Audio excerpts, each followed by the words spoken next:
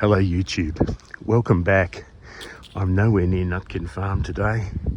I'm walking along a leafy street in Chatswood, a lower North Shore suburb in Sydney, New South Wales, which means that by the time of finishing this sentence, I'll have conservatively walked past 10 or 12 million dollars of property, and that's only counting the houses on this side of the street.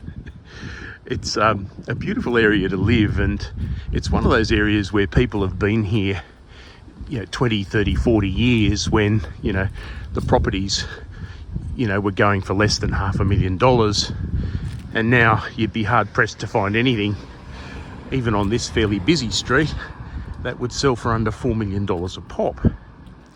And so all of a sudden you find people who, just by the virtue of living here, are now sitting on a large pot of money that could, if converted, quite easily buy them a macadamia farm in the Northern Rivers, or at least it could secure the purchase of one if they wanted to borrow money for it.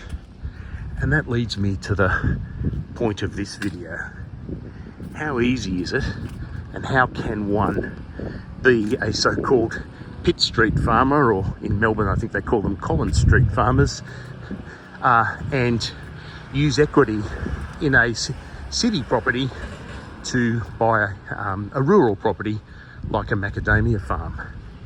Because it's an experience I've been through myself, I thought I'd, without sharing too much personal data, give you some pointers on how it's done and whether it should be done, and then offer some observations about the current market and whether it's actually still worth doing in the current conditions.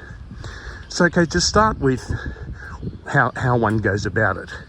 I've mentioned this before in other videos, but without providing detail. You can't buy a working macadamia farm with a standard home loan product. Banks don't allow that. And in fact, one mortgage broker I spoke to at the time said that there's rules, but some rules from banks say they're different to each other. They say, look, if a property's more than about 15 acres or 25 acres in some cases, they won't use a standard residential home loan, which obviously a lot of people are familiar with. They'll use a business loan or a commercial loan, and these are nothing at all like the home loan you may be used to or have gone through yourself.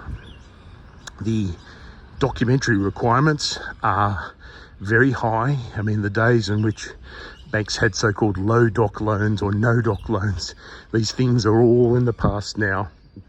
Bankers laugh at the fact that they used to loan money to businesses on next to no justification. It's a much more conservative lending environment now. There are checklists to fill out, very personal information to provide about what you earn, but also what you spend on things like food, clothing. They're broken down into those items. And what they're looking at, of course, is not so much the security you're offering. Like if you've got a $4 million home, it's pretty easy to secure a property in the rural area. No problems there, because you've got both the value of the farm that you're buying and your own residential property in a capital city. Those things are easy, so it's called securitization. But it's the servicing that they worry about. And servicing is obviously the ability to pay the loan. And there used to be very strong regulatory requirements on that. Business loans are typically for a 3-year period at a time, so there's no such thing as like a 30-year mortgage. There's a 3-year loan. It's usually provided on fixed or variable interest rates, or you can do a combination of the two. And there's annual reviews during the loan, also involving quite a lot of documentation, just to make sure things are going okay, and that you can continue to service the loan. Now, in a 3-year period, they can offer you interest only or principal and interest. Now, with interest only, they loan you X million dollars, and you have to keep the balance at exactly that point by paying off the interest only on the loan as it comes up. So you never pay the loan down, although most of them give you the option to do that. And principal and interest is a bit more like, most home loans, you have to pay down some principal as well as interest every month. The interest rate's also a little bit higher, and it moves around a fair bit. It's not as politically sensitive as home loans, and so, the banks tend to do a little bit more what they want with them. However, it's a competitive market, and most banks do stay competitive. It's just a little bit more expensive than a home loan. Something that's always grated on me, because, if they've got my residential property and a farm as security, they've got a lot more security than just a residential home by itself. However, leave that to one side. The prudential requirements are now a lot more relaxed than what they used to be. When I went about the process, the regulatory requirement was that I had to be able to pay off the loan at 7.25% principal and interest, even though the interest rate was about 3% at the time, and I was doing interest only. But you had to prove that ability to pay it off at a much higher rate and also pay off principal before they would pass you on the serviceability test. And that's hard to meet, particularly if you're borrowing a lot of money. It was actually a help to me in the end that I could jump that hurdle, because there were so many inquiries on buying Nutkin Farm, but most of the inquiries had one thing in common, that is they couldn't find a way of financing it. And in the end, that left me as the only person bidding in the informal negotiations that led to me buying it. So there is that kind of a barrier in getting a business loan. Don't just think, I've got a $3-4 million property, I'm buying a $2 million farm, the bank should be happy with that. It's a lot more involved than that, and it involves a lot more documentation. So then we get to the advantages of doing that, and why would you do it? Well, obviously negative gearing is something a lot of people have heard about. It's simply a process in which you're buying a business, and interest costs of buying the business are a business expense that you get to deduct from your income tax. A couple of gotchas on that. One is, if the farm contains a farmhouse, you can't claim negative gearing on the entire loan. You've got to, for tax purposes, nominate the percentage of the land that's used for business income generation, and that's the percentage of the interest you can claim as a deduction. In my case, we said 85%, and that's a fair enough apportionment, given that there's one residential farmhouse that I use on my farm. Your accountant may advise you differently. That's just something that I did. Secondly, and really this depends on your income, there's a tax ruling that isn't widely known, and that is if your primary income is above a certain threshold, then if you go and buy a farm, or in fact most other rural businesses, the tax office is going to assume that you're incurring non-commercial losses if your farm does incur a loss, and it won't let you deduct those farm losses, including capital gains, including negative gearing. It won't let you deduct those losses against your primary income from your main job. It'll only let you deduct them from the losses from the farm business itself. Now, you can get a discretionary ruling from the tax commissioner. You've got to establish to the tax commissioner that it really is an income earning venture that you've purchased. You haven't just purchased it to lose money.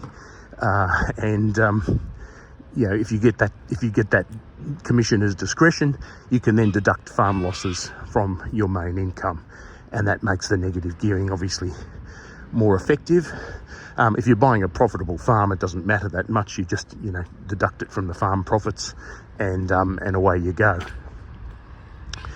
But then we get to the more gritty end of the numbers, and in 2022 we have a situation that it's on its face, looks fairly unfavourable. We have interest rates going up. We have inflation going up. We have the macadamia price to farmers going down.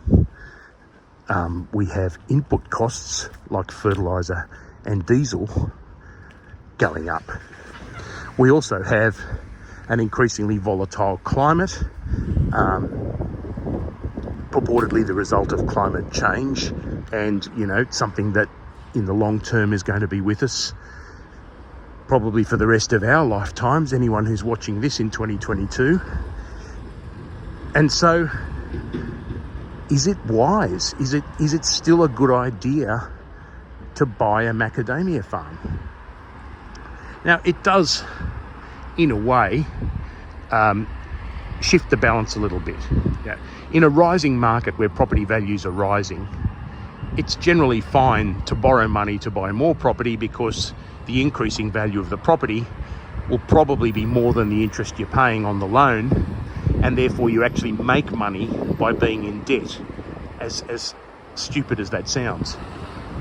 But then you've also got the consideration of, when interest rates do rise, I mean, yes, it does let you negative gear a bit more because obviously you're incurring more interest costs, but at some point it's going to cross a barrier in which you say, look, it'd just be better to earn money from the farm and pay tax on it than it is to go lose all this money on interest.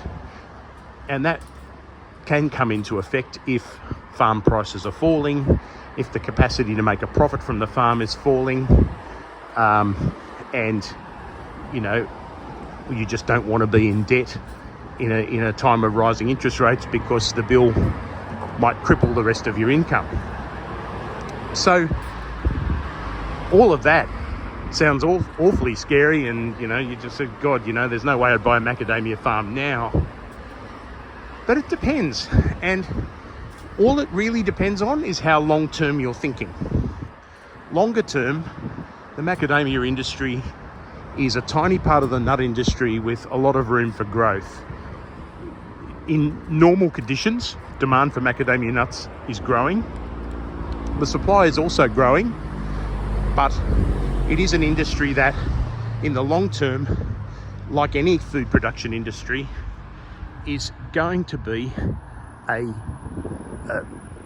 viable industry. You can mechanise and automate so many jobs and careers that are currently done manually, but people will always need food, and the world population is growing, and the world's affluent population, particularly in our region of the world, is also growing, and these people like macadamias, especially those who are moving away from meat and looking into other forms of proteins and oils that might partly replace meat in the diet. I'm not going to claim that it completely replaces them because that's rubbish, but we have, if you do take that longer term view, someone, particularly if you have the money to buy a farm rather than having to borrow terribly much, would be in a position where you could say, well, look, now might be the time to pick up a farm cheaply, or take advantage of someone in debt stress and buy the farm that some other Pitt Street farmer stretched too far to get. And whether that's possible or not, it's a little bit academic because, again, there's very, very little in terms of macadamia farms on the market. What there is on the market, however, doesn't seem to be selling awfully quickly, and I wasn't able to say that a year ago. So there may be some weakness in the market for macadamia farms that would allow someone to enter the industry a lot more cheaply than when things heat up again, particularly the macadamia price, or if interest rates start trending back down again at some point in the future. So it's the long-term thinkers who might see now as an opportunity rather than a threat. And there could be every reason, if you're in that position, to take advantage of the current situation and get into the macadamia industry. Certainly I'm taking the long-term view because it's the only one to take when you're farming. You can have good years and bad years, and if you made decisions about farming based on a single bad year and sell up, well, you know, all you're really doing is giving the state government a whole bunch of stamp duty, and you end up with empty hands. So it's it's something to consider. But if you do have to finance it, just be aware of the main points. It does require effort. It does require a lot of documentation and patience. But if you focus on the reward, it actually isn't all that bad, because, you know, the effort I went through, which was the effort, you know, nearly anyone would go through, was worth making in the end. And I'm going to finish by showing you a macadamia tree growing just beautifully by itself in Sydney. There isn't, as far as I can tell, a single nut on it, but it's definitely a macadamia tree. It's got some out of season flower here, and wow, what do you know? Maybe one day they'll start growing them on the sides of roads in Sydney. Oh, look, I can spy some nuts. Just one handful of nuts up there, so then hopefully some lucky owner's going to benefit from that. All right, guys, what do you know? Some things just happen when you're making videos. I'll talk to you again soon, hopefully from up at the farm, and you know that'll happen once we get a break in this endless stream of rain that we've been having, and we'll see what challenges arise when it comes to harvesting what's already on the ground. Hope you're well and that you're having fun, whatever it is you're doing. Bye for now.